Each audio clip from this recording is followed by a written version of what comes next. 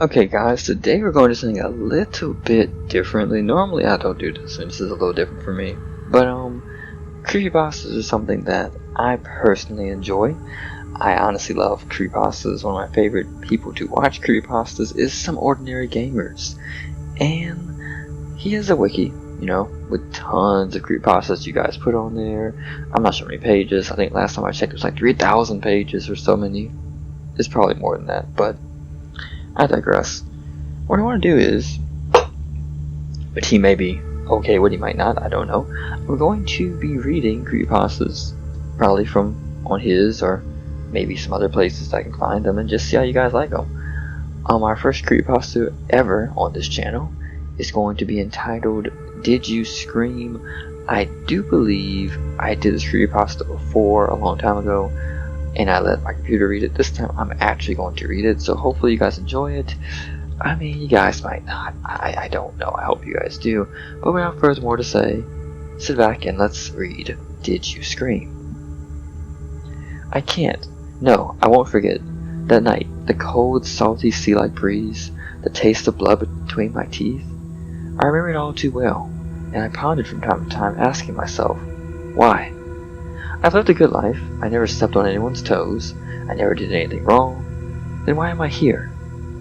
Was I not good enough for her? Did I wrong her somehow or some way? Maybe. I don't know.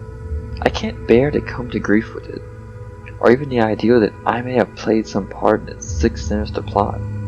A plot that I conceived from the twisted concaves of my deluded mind, which I dare not speak upon. I remember it as being asked, Did you scream? As if some sick prick was getting aroused off the concept of it all.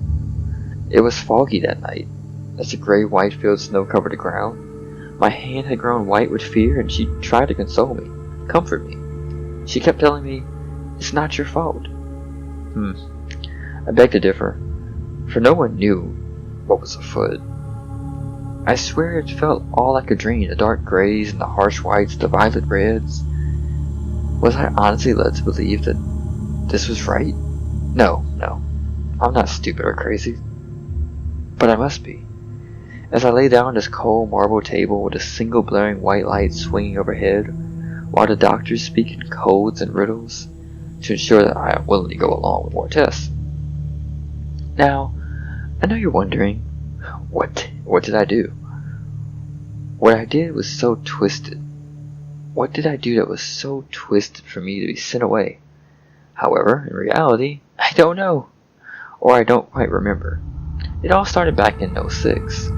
I met this young lady, or more like viewed, whom I was infatuated with at first sight. Her tender, soft, but touch skin, her model-like figure, and those big blue eyes that drowned me.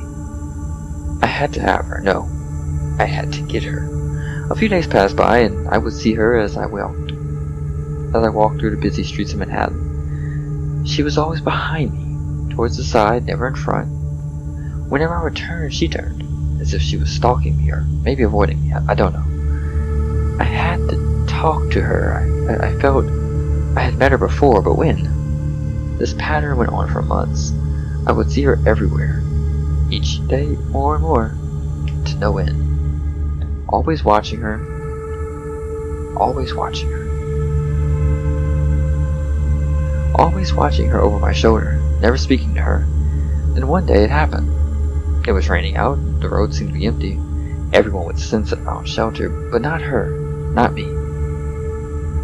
I just had to go out during the storm. My reasoning behind it I can't recall. When all of a sudden a flash of light blinding my field of view, I swerved left, crashing to a nearby light post. The impact knocked me unconscious. When I woke, I was in shock. I couldn't believe it. Of all things in the world, why tonight? Why tonight? After I calmed down, I emerged from the car to see who or what I had hit. To my surprise, I hit someone. Why were they even out this night? Why? After my outburst, I noticed something strange. It was her. The lady. The lady who was my mystery. The lady I was dying to meet was dead. I mean, sure, it wasn't my fault. Still, I killed someone. I couldn't believe it. I slid the door down. I slid down my car door in disbelief. And I was right to. It was merely a dream, or at least I believe it so, for within seconds later I woke in my bed. Things were different from that night, though. It seemed everything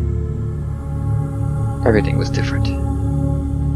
I turned right in the corner of my eye. There she was, or at least her mangled body was, always behind me, just out of my sight, always taunting me.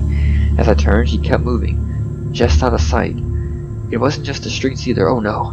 My house, my job, everywhere.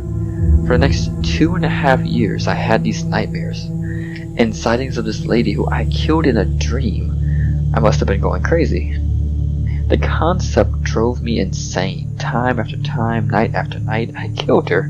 I constantly reminded in the back of my head of something I couldn't have done. Every dream made it worse. Her unfamiliar yet blood-kin voice echoed in my head. Did you scream? I would always ask why she was doing this, and she never replied. I started taking pills for sleep. I even went weeks without sleep, so the dreams would stop. But every time I shut my eyes, the same questions. However, one night I got an answer. I woke at 3:02. My hands were blood red and my sheets were dripping blood. I jumped from bed, but fell onto the floor with a knife in my hand. The hell? I was dreaming, yet cutting myself? My vision at this point was very foggy as I stumbled through the halls. All I could hear was her voice over and over. Did you scream? Did you scream? To no avail. I looked toward the window, asking myself, would I? I almost jumped then. The cold, salty, sea-like breeze, the taste of blood between my teeth made it all come back to me. I pushed her. No. I stabbed her. No. I murdered them. A sick smile arose across my face. As the banging at my door grew louder and louder, I never noticed any of the knocking until now. Yet I knew it was the police. I knew it was. They took me away that night. Sent me into this hellhole of a hospital. Now, I'm sorry. Please don't forgive me. Please do forgive me. But the doctor is back. Yes, the blue-eyed lady with the perfect skin and figure. She's questioning me again and considering letting me out again. And I will try to live again to please her. Well, that was Did You Scream? A creepypasta I wrote I wrote it back in 2014. So 4 years ago, September 8, 2014, I wrote that and submitted it to the Somewhere Near Gamers Wiki. And I have to say, it's not terrible. I mean, I've definitely heard better stories, but honestly, it's okay. I mean, it was my first attempt at a creepypasta. That was 4 years ago. I haven't done a writing prompt on such a topic since, and I think I'll try again. So if you guys enjoyed this, leave me a like, comment, subscribe, whatever you feel like doing.